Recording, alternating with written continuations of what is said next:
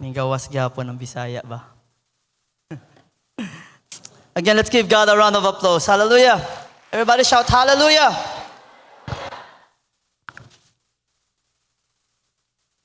Okay, let's bow down our head. Let's pray. Father, again, we are here to know more about you. You are the Word. Lord, understanding that comes from you, we ask of you today. God, Holy Spirit, our great teacher. Lord, it is only through you na masabtan namo, Ginoo, ang imong pulong. Walay bright diya sa imo, Ginoo. But you told us to study diligently and rely on you, God, Holy Spirit. So this morning we call upon you and guide us that we may understand with clarity and receive your word with joy, that we may, Lord, respond to it and apply it. All this we pray in Jesus' name. And everybody shout, praise the Lord. Hallelujah. Again, let's give God a round of applause. Again, ang message, the message this morning is in connection with the message nag-start since the first Sunday of January, and it will go through till the end of the year. Why? Because the theme for this year is building faith through studying the mind and the person of Christ. Because the focus is to know and understand Christ, that we may learn and be influenced by Christ, that every Good News Temple believer would be like Christ. Habla dito yun aside, be like Christ, my brother. First Sunday, we have learned about why study Christ, the importance of it. Second Sunday, the divinity of Jesus Christ, His being God. Last Sunday, the humanity. And this Sunday, Jesus, the Word of God, or the Logos. Everybody say Logos. Our text for this morning is found in the book of John, chapter 1, verses 1 to 3 and 14. I'll read it again. It says, in the beginning was the Word, and the Word was with God, and the Word was God. The same was in the beginning with God. All things were made by Him, and without Him was not anything made that was made. Verse 14, and the Word was made flesh and dwelt among us, and we beheld His glory, the glory as of the only begotten of the Father, full of grace and truth. Again, I will read to you a quote from C.S. Lewis. It says, in the Christian story, God descends to reascend. He comes down from the heights of the absolute being into time and space, down into humanity, down to the very roots and seabed of the nature He has created. But He goes down to come up again and bring the whole ruined world up with Him. I'll read another quote that would sum this up. It says, the Son of God became a man to enable men to become sons of God. Clearly, El Cosa Quitere from the quote tells us or explains why Jesus, who is the Logos or the Word, became human. Ya queda la gente. It shows how Jesus, as the Word of God, connects us to God, reveals who He is, and makes His plan to save us known. Now, before I proceed, para hindi lang ustedes manbuyong, kasi siya nagkasitan question, how is it Jesus is God, He is God Himself, and yet He is the Son of God? Right? Now, listen very carefully. Jesus is in the form of human. Right?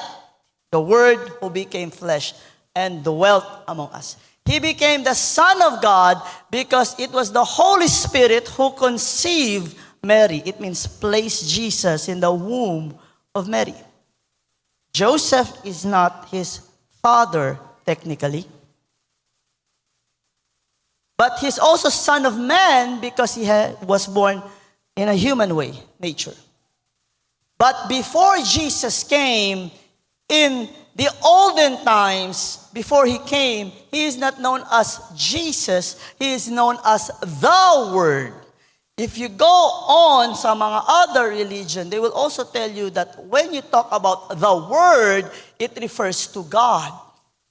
And sabi si kita ara morning because we will be looking at definitions si Kosagat el Word. Now, everybody say with me, Word. Diba tablan mga hente ay palabra lang man se. Right? Pulong lang na, wala man sa may tabo. You know, the world tells us that word and mga palabra no ay weight, no ay value. Laway lang kapital, kuripot pa. Have you noticed porque si Jesus speaks few words? The Bible says in the multitude of words, tayo el sin. And in the principle of the Lord, the word has weight and the word has value. Edalyo din natin 5 verses din natin na UFM regarding words. Because for the Lord, the word is very important. Not just word, but His word. Por eso cuidado kita na ko sa kita taabla. Because anything, life and death is in our tongue. Okay? So the Lord, when He speaks of life. But let's focus on the Word. Jesus, just as words helps us express our deepest Just as words helps us express our deepest thoughts and desires, God chose to communicate His heart through the most personal way possible. How? By becoming one of us. Keda gente, igol ka naton. The Word, which has always existed and is fully God, did not remain distant but entered the world in a way we could truly understand. How? Through incarnation. Everybody say with me, incarnation. Yamira kita John 1:14. And the Word became. It means Jesus taking in human form in the person of Jesus Christ. Para kosa, that man may encounter God in a visible way. Now, everybody say again, incarnation. Yan pa kumiyo kentan kompetensya na side. Siguro alegre lang na mensahe. Wala pala, abla ka to pastor, kay Diyos si Jesus. Anyway, what is incarnation? Incarnation refers to the belief that God took on human form in a person of Jesus Christ. It means the eternal Word, which is the Logos. Logos is an, Greek word. Okay?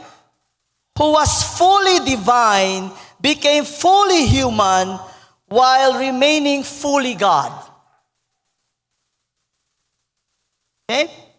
The doctrine of the incarnation holds that Jesus is both God, 100% God, and 100% man. It's not 50-50. Kaya sabi yo, el 50-50 dili kause. Amo sa kel mapamurida. El 50-50, dili ka utamense. Kay malisod si 50-50 too. Confused too. He is 100% God and 100% man.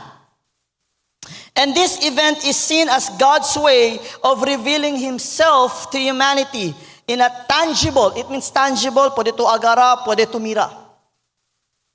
Not only in a tangible, but in a personal. Not only in a tangible and personal, but also in a relatable way. Actually, this term comes from incarnatio in Latin, which means huiostedes, meaning to make flesh or to embody in flesh. Quiere decir, el Dios que él ya viene aquí como un gente. This is what John is talking about. So what does the word or logos mean? Undefine kita el logos. Logos means word. Everybody say logos means word. It means also message or reason. Now, mira kita el background. In Greek culture, logos was the force that kept the universe working. By the way, pakilaya ya si el Diyos con el mundo? Word. But the word there is not just letters na ayas to hunto. Word there refers to God. In the beginning was and the word was with, and the word was, and then it says, and the word became flesh and dwelt among us. Now that is in Greek culture. In Jewish culture, the word was how God created and spoke to his people. And in the Old Testament, the word, God gave those words to his prophets, and his prophets to give it to his people.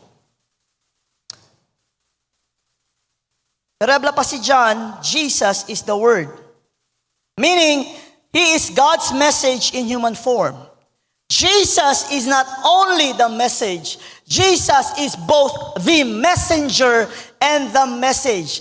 Actually, ben special gat el gente. You know why? Diba, ken kita resibi chenebes karta, hindi naman si uso, pero antes ta resibi pa karta. Chenebes el banco ta resibi, diba? Dali konti ko karta, kay talya dito yung card, and sina. Sabi ustedes por qué special gente? El mensaje estaba na Diyos, el mensajero, el Diyos. Just think for that for a second. He is both the message and the messenger. Hindi lang kay talibala el mensaje. Ele el mensaje, ele el mensajero. Like most believers don't understand this. How well do we know Jesus?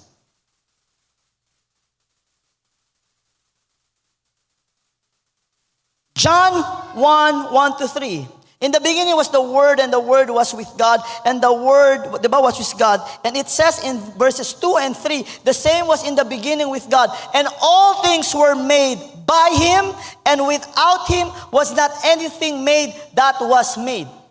Don't you know that in the creation, before the sun, moon, and star, el pinakauna habla, light? The Bible says, Jesus, the Word is the light. And don't you know that without light, there is no life? Without light, there is no life. Let there be light. It means now the word would shine to the dark world. Remember, the sun was created on the fourth day. In the book of Revelation, it says here that when we are with the Lord, we don't even need lamp and sun because the light of God is enough to shine. Just think for that for a moment. Now Jesus, there is no such phrase that says Jesus, I am Jesus and I am God, but there is no such phrase also saying I am Jesus and I am not God. But there are so many statements, so many phrases, so many claims Jesus made that only God claims. Okay? In John 1:1-3, we see that Jesus is not just a thought or power. Jesus is a real person, fully God, fully man, and involved in creating everything. Actually, my brethren, Jesus is not just the Word. Jesus is synonym to the Word. When you say Word, it is Jesus. When you say Jesus, it is Word. You know why? It is the same person. But the Word, He is known before He came on earth. When He came on earth, He took in a form of flesh and He was named Jesus because the meaning of Jesus, He shall save His people from their sin. Pero habla sila, hindi Diyos si Kristo. Kung ken man nyo kare? Kanila? Or kung nakalsing ko, ya habla Diyos le. El tata, ya habla si Kristo Diyos. El anghel tabla si Kristo Diyos. El mga disipulo tabla si Kristo Diyos. Si Jesus yan claim Diyos. El demonyo tabla si Kristo Diyos. Naara, ken man habla hindi le Diyos. Diba? And I feel sad for those people who does not believe Jesus is God. And you cannot follow Jesus maskin habla to takrele, sino to takrele Diyos le. And no one comes to the Father except through Him. Habla din natin ng UFM. If you say you believe in the Lord Jesus Christ and you do not believe who He is as He claims to be, His very nature, then it makes you not a believer. It doesn't matter how you say, I believe in Him.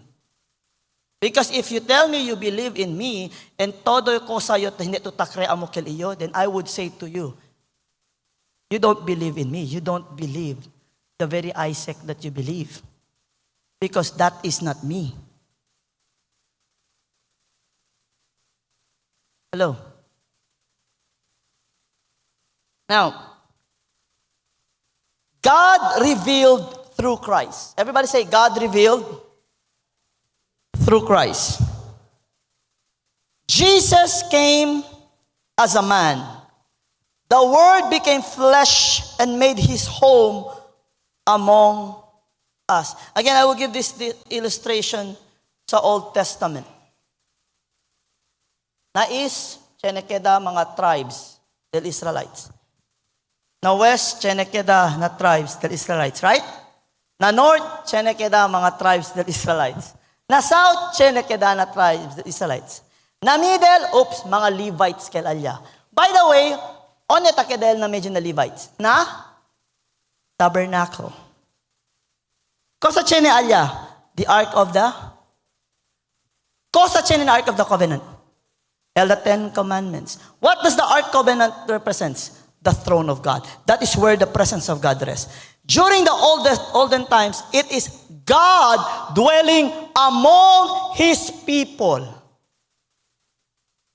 In the New Testament, God dwelling among His people, not sa covenant, sa Ark of the Covenant, but now in human form. The blueprint is now in reality.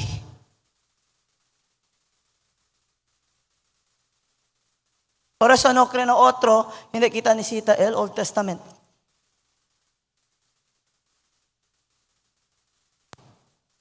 It goes hand in hand.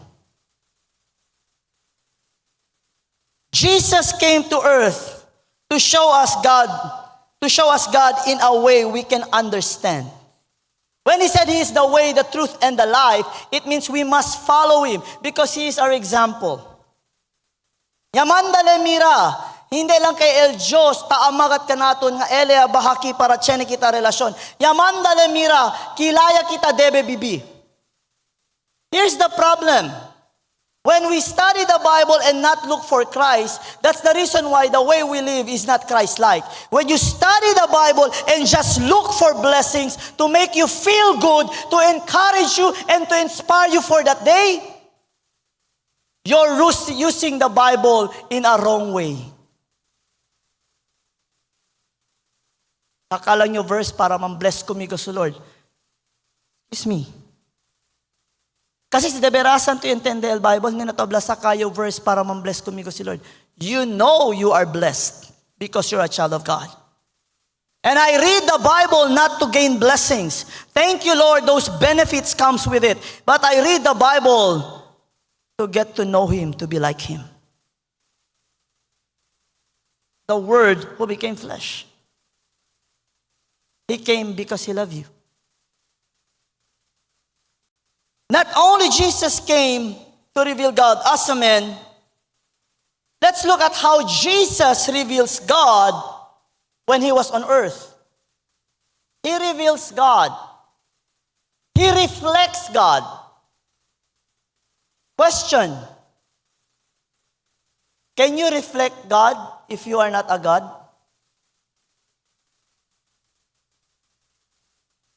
Hello? Can you reflect God if you are not a God? No. There are some traits, pero the fullness of God, you cannot do it. The Bible says Jesus is the fullness. Now, how? First, through His Word. Por medio de su palabra. John 14:10 to 11. Pasya-pasya nakikita, okay? So if you have your Bibles with you, alsa dahil mga Bibles, si Chene. Alsa kat alto, mga Bible. Okay. Sino ay Bible dito side of the two? Tara, join me. Kabar ablaon, dito yung Bible. John 14:10 to 11. Alapaki, believest thou not that I am in the Father and the Father in me? The words that I speak unto you, I speak not of myself, but the Father that dwells in me, He does the work. Believe me that I am in the Father and the Father in me, or else believe me for the very works' sake. Jesus, through His Word, revealed the Father. Second, through His actions. His miracles and compassion shows God's love and power. The same verse. Ala pala, if you don't believe my words, then believe on the works that I do. Because si Little Bible, ko sa tabla pirmi mahente. No hay second pwede asean si na milagro, Diyos lang. Right? And when you go and study the culture, the culture of the Jewish people, here's the funny thing. Manghente kaya ablahin nila Diyos. Pero ano ito na Jewish culture? Pura sa sila rabyagat kung Jesus. The fact ablale, He is the Word. The Jewish understands this. Pura sa sila nukere sila. Because when John writes, in the beginning was the Word, and the Word was with God, and the Word was God, and the Word became flesh. They right away understand without a doubt. Para kanila blasphemy. Say, why? This John is saying Jesus is God because they understand what it means. Gentiles don't.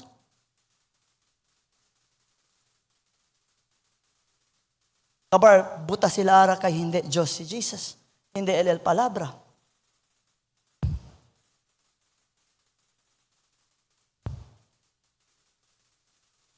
Through His Word, through His actions, and third, through His relationship with the Father.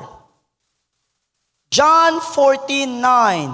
Jesus saith unto him, Have I been so long time with you, and yet hast thou not known me, Philip? Dito si Philip aviso, ha?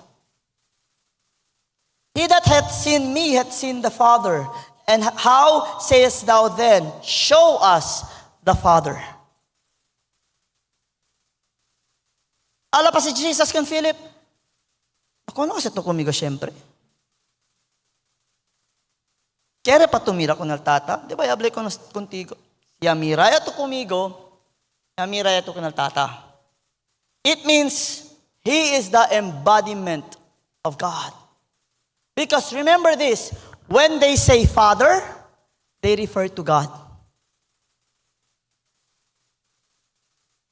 When they say Father, they refer to the Lord.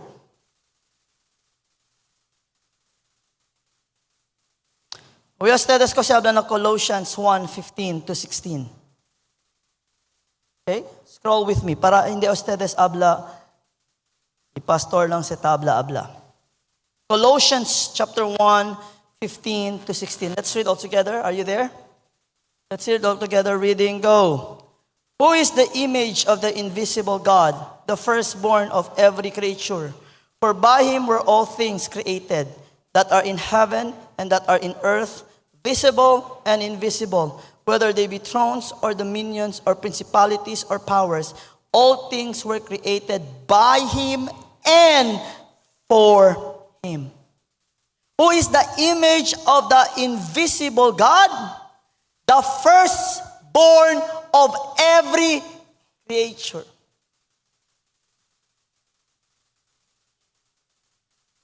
Meaning, the beginning. This refers to Jesus. Pero siya blagan na iyo. Those groups that they would remove verses from the Bible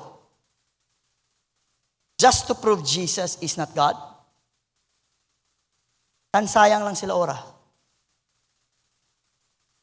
Pero sa ganit chene ara, sabi ustedes, chene ara effort, man rewrite el Bible to fit their narrative. If I were you, ese mga Bible de ustedes, hold that so close to you. Because there will come a time, and that time is so near, they're going to change every bit of the Bible. And they will be, ase kun ustedes, debe gayot, buta el de ustedes daan Bible and receive la Bible based on their narrative. Na China tapasaya. Because the devil doesn't want you to know who the real Jesus is. Por eso, please lang, do not waste your time.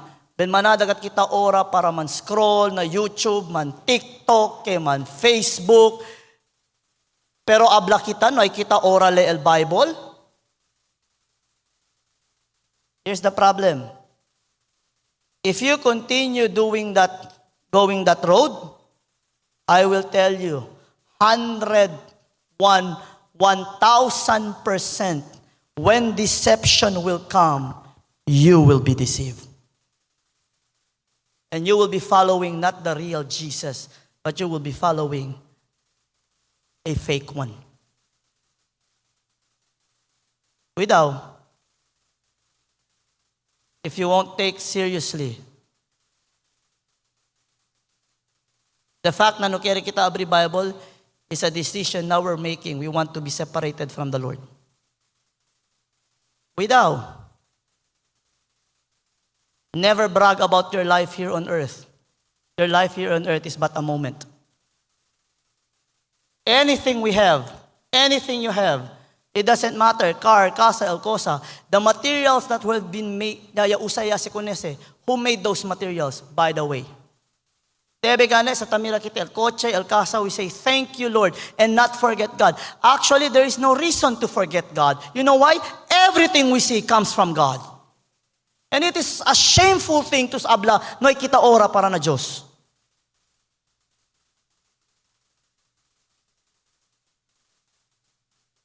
You will be there con Lord. El cellphone to tagarel, mga pieza de ese, ¿dónde se estaba? Tamira, tú puedes hacer gente si no hay mga materiales.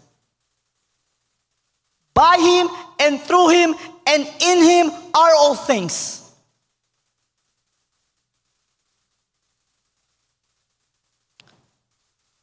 When we see Jesus, who is the image of the invisible God, we see what God is like. We see His power, we see His love, we see His righteousness, we see His holiness, we see His compassion, we see His mercy. Yabene ki si Jesus, hindi lang para liba salvasyon. Yabene ki si Jesus, para manda ka naton mira, kilaya kita debe bibi. And ya asele priority, el pinakauna ko sa tasa is this, to be connected with the Father. Like all of us will say, I want to be like Christ. You know the sad part? Kere kita liga, keda igol kong Christ, akal lay hands on the sick, kesyo ansinap, pero no kere kita spending time with the Father. You know why yasekal si Lord priority? Tabla lang leste. Tadala example na mahente. All of this, the preaching, the laying hands of the sick, to be filled with love, to be filled with compassion, to be filled with mercy, to bear the fruit of the Holy Spirit, all of this will not happen if you are not connected with God. Por eso masing cosa ustedes man tumbling. Para chenese, si no hay tu disiplina, no hay tu deseo, man connect with the Logos, with the Word. It doesn't matter how hard you study the Bible. If you are not connected with the Holy Spirit, everything is useless.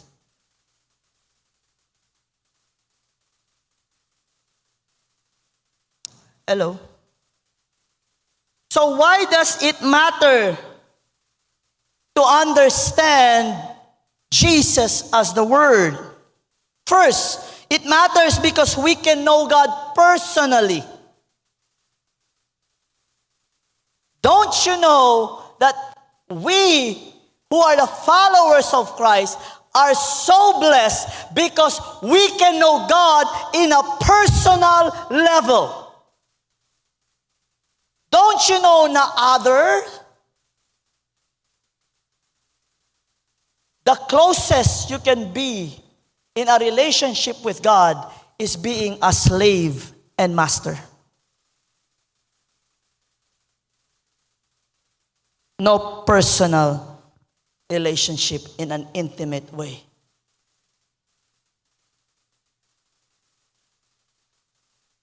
Na otro, they die for their God. Kita, our God died for us. You see the difference? We can know God personally. Jesus came to bring us close to God. He is approachable and wants a relationship with you, wants a relationship with us.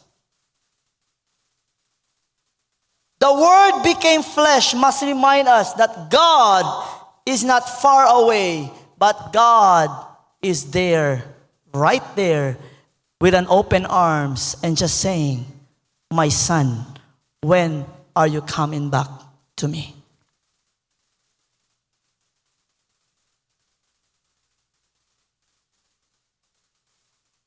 Pastor, believer man nyo. Si, pero baka prodigal son.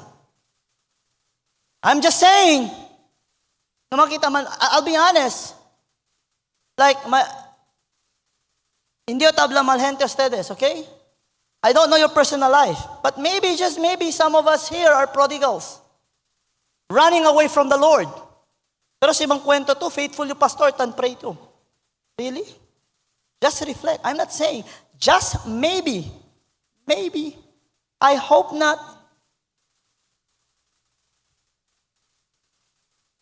I hope not. Okay. Hello? Porque man tanong sinalo to. Can I answer about bangko? Meron ba? Meron daw yung arriba techo. Bato-bato sa langit, ang matamaan, sana ma-convicted. Huwag din mabukol, convicted. Christians tayo. Amen? Amen ba?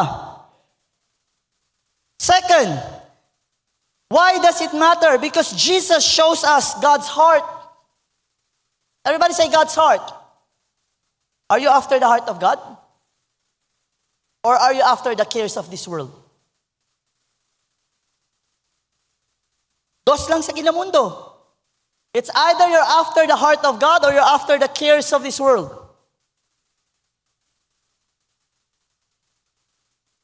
Alapaki His life, death, and resurrection reveal God's love, mercy, and grace. Let's go to the book of Hebrews, chapter 1.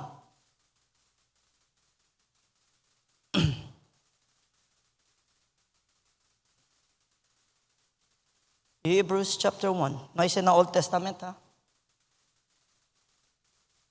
Hebrews chapter 1, 1 to 3. God, who at sundry times and in diverse manners spake in time past unto the fathers by the prophets. He was speaking to the prophets. Hath in this last day spoken unto us by His Son, whom he hath appointed heir of all things, by whom also he made the world. Who being in the brightness of his glory and the express image of his person, and upholding all things by the word of his power, when he had by himself purged our sins, sat down on the right hand of the majesty on high. This says that Jesus is the image, the reflection in fullness of God. And it mentions here that he purged our sin. Todo el cosa habla aquí points to Jesus. In the Old Testament, he has spoken his word through his prophet. In the New Testament, Jesus, the word himself, the message himself became flesh to show people, to teach people, to reach out to people, that people may understand what the message means. Para entende kita. Vale el discussion arriba denante. Tiene que habla, hindi daw te entende. Porque man daw. Antes siya dale el palabra kay no ay entende. Pero siya liba kung Kristo. Porque ara hindi lang siyempre te entende. Sabi ustedes por qué? Kay no quiere kat sila entende kay manada gente ta ama di ila vida de culpa. Plain and simple. And the word, do you know why the world today is still the world? Diba tabla sila about siya ba Diyos or no why? And this is the reason why, siya man debate ako mga bright, siya ba Diyos or no why? Kay credo sila na science. Listen, if the world can evolve, you cannot do science. You cannot do science. To be able to do science, the law of gravity and everything must be constant. A little slight change, bungkaw el mundo. You know who keeps the world as it is? It says here, it is the Word. You know who the Word is? Si hindi to Diyos, pwede ba ito man-maintain ko ng mundo? Kasalang gani juta, hindi ta pwede man-maintain, mundo pa ga.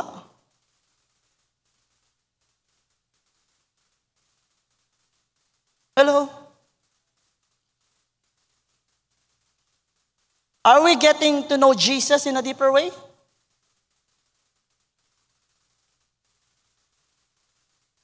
Third, why does it matter? Because the Word or Jesus brings salvation. Everybody recite John 3:16, go.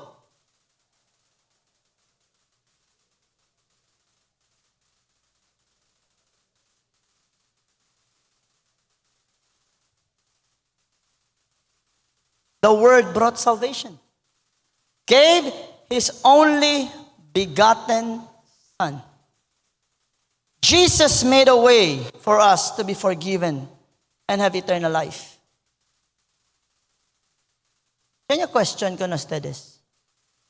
What's the most important thing para contigo kinamundo? Let's be practical. Let's be practical. What? Antes manadagat yo, you know what I've realized? The most important thing it should be Jesus. Practical kita, pastor. Say, practical. Ay, hindi, kasi Jesus is spiritual. Say, that's practical. Like, do you really think when you die, hindi ito anda na spiritual world?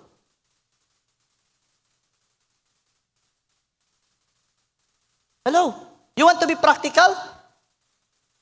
The Bible says everything you see proves that there's a spiritual realm. You want to be practical? Without God, without the spiritual world, you will not exist today. You want to be practical? When you die, everything you have, you cannot bring that to heaven. You want to be practical? The degree, everything, the wealth that you have, esconde. Todo se. When you die, you cannot bring that to heaven and that cannot help you for your salvation.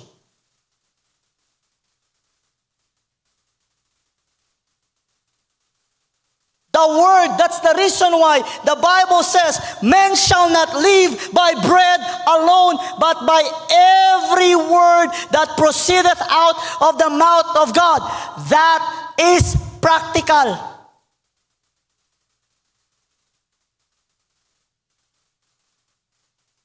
Practical. The strength that you have comes from the Lord. The life that you have comes from the Lord. The sun that we have comes from the Lord. The air that we breathe comes from the Lord. The food that we eat comes from the Lord. Talking about practical? And to the point, taabla kita, olbida kita kung Lord, kay practical? Like, hello. Hello. Dia talaga niya, ha? Namaman triste. Smile.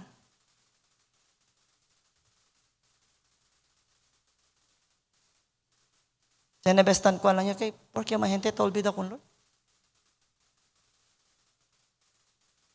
Kabar el Diyos, nung kaolbida ka naton, pwede man eralende muri, bene pagatliki. Bonamente niya na trono, porque pamanle supri.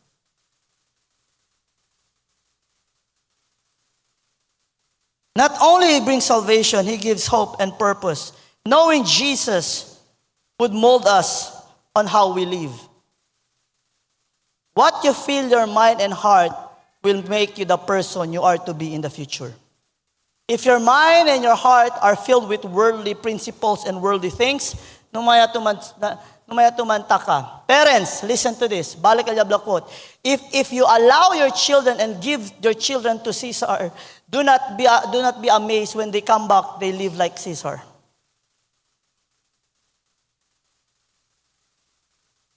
Caesar Augustus. That's an old quote. Pastor, hindi tayo intende. Insinya, dala mo yung estudya mo yung anak. Yan, sino mga, otro man, kasi na school, hindi tayo insinya, man faithful kung Lord.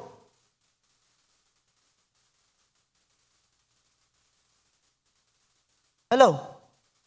Kabar, testranya kita. I'm not saying, dumaman di estudya ko na anak. What I'm saying is this. Fathers, mothers, teach your children to prioritize the Lord. Balanced life, 50-50. Really? If you habla to STL priority, that's no longer a balanced life when you prioritize something.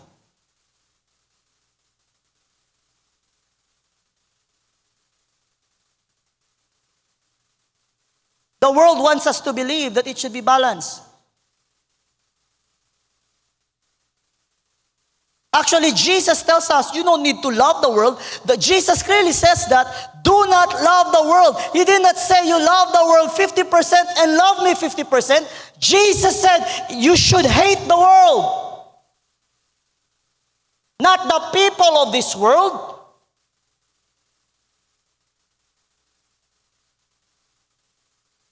It is not I, it is Jesus Himself who says that.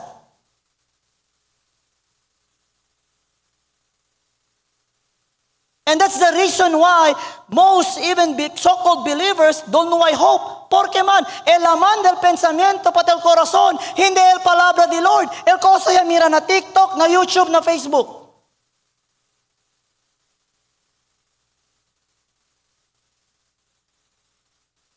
To the point, even believers right now are so, maingat gat sila when it comes to physical bodies, but they neglect their spiritual life. Willing to buy mga karo-karo kosa para na kwerpo, hombre man or mujer, pero kumpra Bible, hindi pwede. Kay karo daw kayot.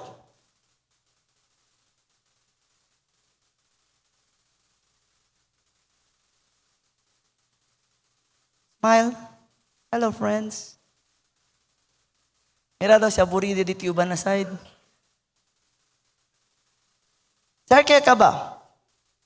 Now, I'll give you an illustration Think of it as a blueprint or instruction of manual for building something complex. Except entiendes yung mga engineer, pati mga architect. The blueprint represents the original plan. Correct ba yo, Sir Nelbert? The blueprint represents the original plan. But you need the instructions to understand how to bring it to life. Change your question. How many of us here siya dali ka na ito ki blueprint intende kita? Ha? Manada ka natin ki hindi intende. Cosa se drawing. Sabi yon sina cosa se Leo. Diba? Ansin el gente. Ansin el Israelites. No sila entende. Pero sa gani kung liga si Kristo, no sila konoce ken si Kristo. Kaya el blueprint ya kaya kasa, ay, amo ba si el kasa na di aton plano? Dol hindi man siya mo, otro man yung kaya miraki. And so in the same way, Jesus, who is the Logos or the Word, is God's clear guide for us. No antes, el plano del Diyos, abstractly. Pero por causa con Jesus, God's nature and purpose were made visible. Not only through teachings, but through the life of who Jesus is. Jesus, siya man dalamira, kilaya kita debe bibi, kilaya kita debe ama, and kilaya kita debe man relate kun el Diyos. That we may understand His plan. Causal connection, Pastor. Igual ba na blueprint, na chene vision, para ase bibo kun el vision, si Kristo, who is the Logos, who is the Word, yasele, claro, He made God's plan deberasan para kanason. O sa kita talama plano lang, kabarnoy action. Bale ba? How many of us here plan niya lang, kabarnoy dali action? Sabi ustedes ko sa talama ara, architect or drawing. Diba? O, manada drawing, gente. Manada architect, maski no'y gradua. El plano, hasta kwento lang. El Diyos, hindi ansina. And so, yasele de berasan el plano, showing us His love and purpose. Through Him, we understand God's will and how to align our lives with it. You know, the Word of God became flesh not only to show us the plan of God, that is salvation, but to be a role model on how a person must live. Just like a blueprint must be followed precisely, we are called to follow Jesus' example. Listen, not merely to observe Him from a distance, but come close to Him, learn from Him, and to be influenced by Him. So why did God send His Son? He sent His Son so we could know Him, understand His heart, and experience His salvation. Jesus, the Logos, is God's message in human form, a living picture of who God is and how much He loves us. And so, how should we respond to this? First, get to know Christ by reading the Bible. He's the Word, right? Reading the Bible helps us know Christ. Reading the Bible will help us know His nature, His purpose, and His love. It would give us wisdom and insight into who He is. Let's search the Scripture. You search the Scripture for eternal life. When you do so, you will be amazed. You will find it doesn't talk about eternal life. It speaks of me. Because Jesus is life. Jesus is not just life. Jesus is the light. Second, be influenced by Christ. How? By studying the Bible.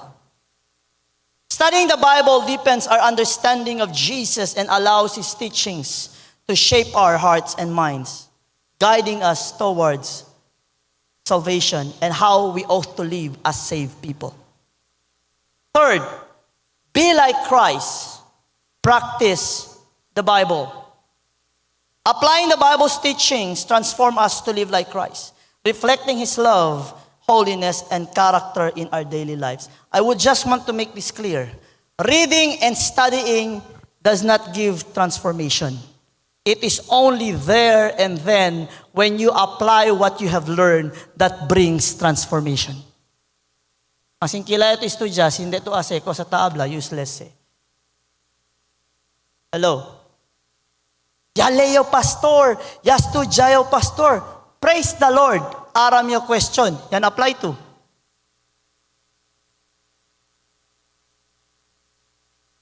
Yan apply kita. Ala pa si Lord pastor, yan intindi na Bible. Dapat dali importansya si tastudya about isi palabra. Praise the Lord. Koso to yase. Ya doon mi lang yun. Then we fool ourselves. That is not my word. That is what God said. By reading, studying, and practicing the Bible, we grow closer to Christ. Jesus, the Logos, is the living Word who reveals God's heart, saves us, and guides us to live holy lives. Say with me, read the Bible to be wise. Study the Bible to be saved. Practice the Bible to be holy. In short, get to know Christ, be influenced by Christ, and be like Christ.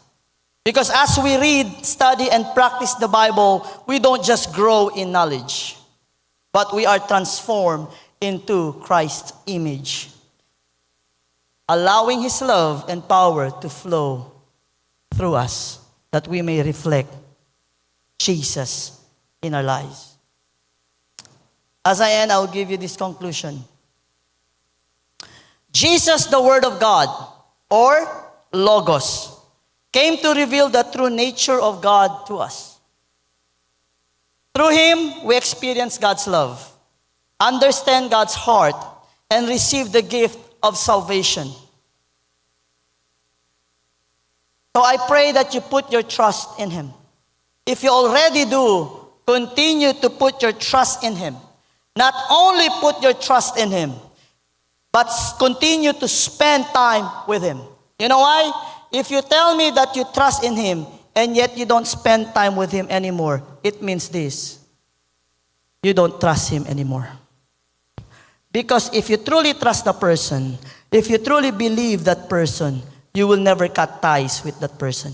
You will always go to that person and continue to learn from that person. Yes or no? Yes or no? So continue to spend time with Him. It means with His Word. And live according to the truth of His Word. By doing so, we will be transformed forever. Jesus is not merely a message. He is the living, breathing Word who came to bring us closer to God and offer us hope. Even up to this time, brothers and sisters, Jesus continues to reveal, to unveil, to show God's heart to us. Naipalik ka ba? How? Through the Scriptures and by the Holy Spirit, guiding us every single day to live the way He wants us to live, to love the way He wants us to love, and to live our life with the very purpose He wants us to have. Draw near to Jesus, and He will draw near to you. And please do not forget to share Jesus to others, because others needs the Word. Amen ba? Amen ba? Abla dito'y uban. Continue to study the Word. Let us all stand.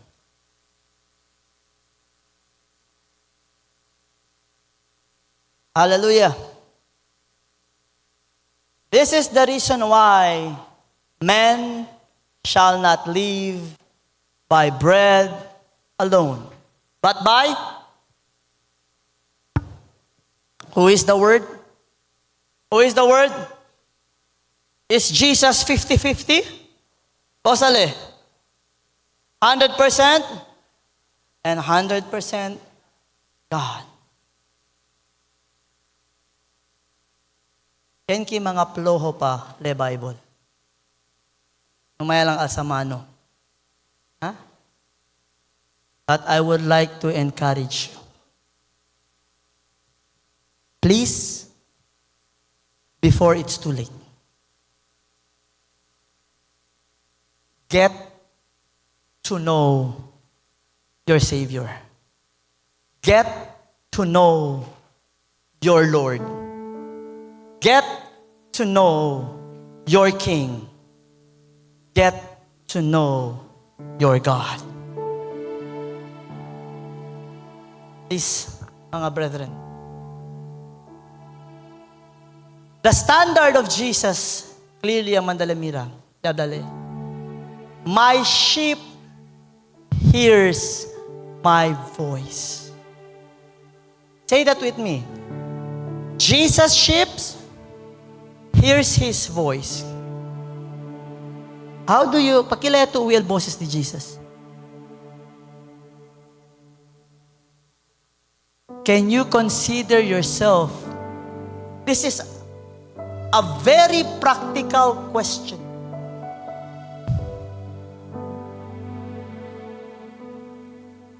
Ken ki mga karnero di Lord? Say amen. Seryoso, karnero kita di Lord, hindi? Now here is something we need to ask ourselves. Jesus said, my sheep hears my. His sheep loves to meditate His word day and night. Amo kakabla. May I ask you, are you in love with this?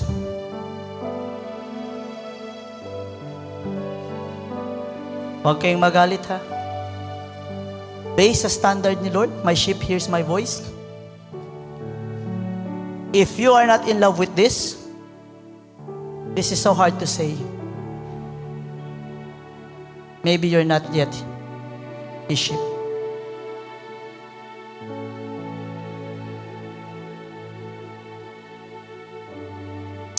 I didn't want to say that, but maybe you need shakening.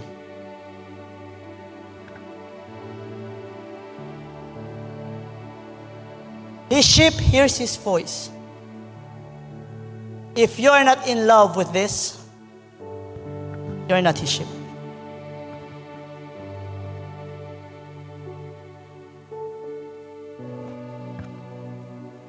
If you love TikTok more than the Bible, if you love Facebook more than the Bible, if you love comics more than the Bible, if you love your academic books more than the Bible, if you love anything more than the Bible, I will say this clear and simple. You are not His sheep. That's not my standard. Brethren, please wake up.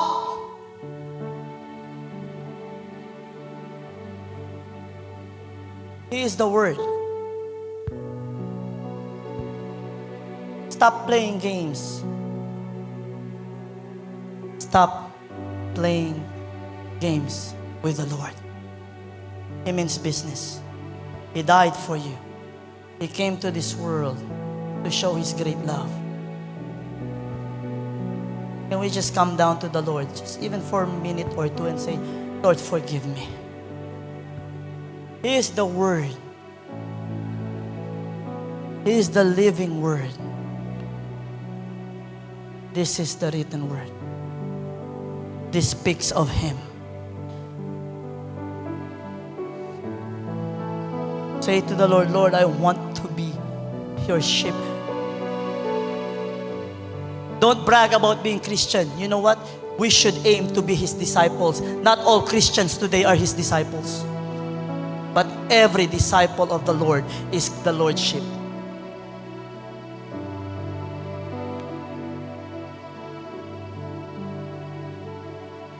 Cry to the Lord this morning.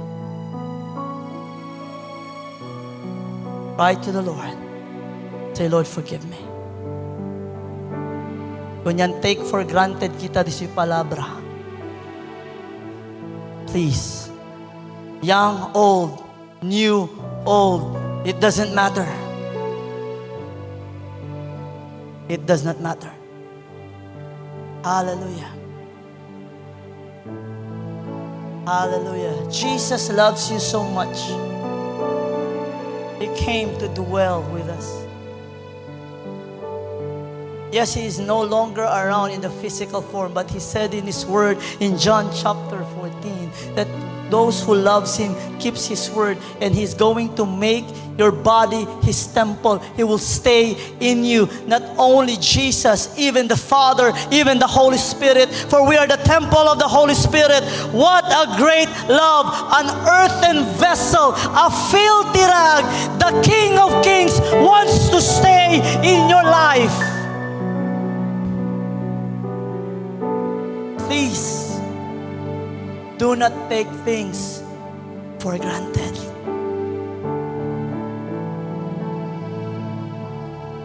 Hallelujah, Jesus. Hallelujah. Jesus, Jesus, Jesus.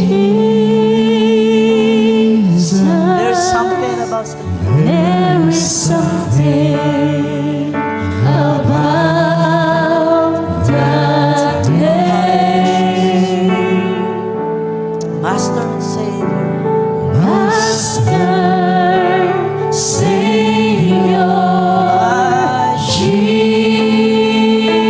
Jesus. Like a Like a fragrance after the rain. Jesus. Jesus, My Jesus. Make it personal. It's my Jesus. Let all saints today proclaim. Let all saints today proclaim that there is no other kingdom but the kingdom of the Lord shall prevail.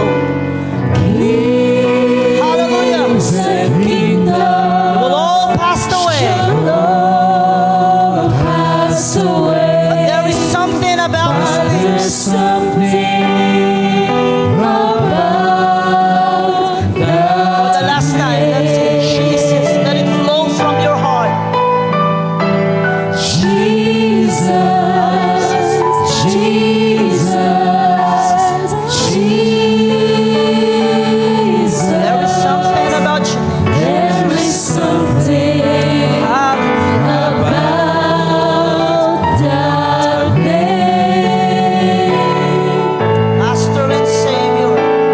Master, Savior,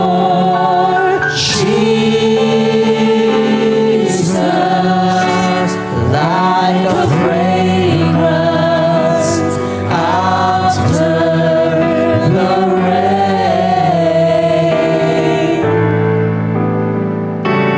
Jesus, Jesus, Jesus. Let all heavens and earth proclaim. And let His saints proclaim. Let His children proclaim. Let His people proclaim. The name of Jesus. Hallelujah. Kings and kingdoms shall all pass away, but there's something about that name. Yes, there's something about the name. Yes, there's something about that name. Yes, Lord, there's something about the name. Your kingdom shall never end because the word has been established. Heaven and earth shall pass away, but your word will never pass away. Lord, you are the God who heals the brokenhearted. You are the God who set the captives free. You are the God who make the blind see. You are the God of miracles. Right now, Lord, I pray that your people will experience miracle in their lives, Lord. Not just physical, but spiritual, Father. And that, Lord, by this miracle, they may say how great you are. Testify about your goodness. Testify about who you are. That your name be magnified and your name be exalted. And I pray, Lord, that there will be a hunger and thirst upon your word in Jesus' mighty name. Removing, Lord, whatever Satan has been doing. Lord, that your people are being lazy in studying about you. Thank you, Father, for what you're about to do. Great and mighty things your people will see, because you are Jesus. You are the Word. You are God.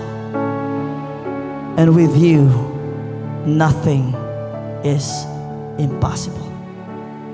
Bless this word into the hearts of your children. All this I pray in your most holy name, Jesus. And everybody says amen. Good morning and God bless you.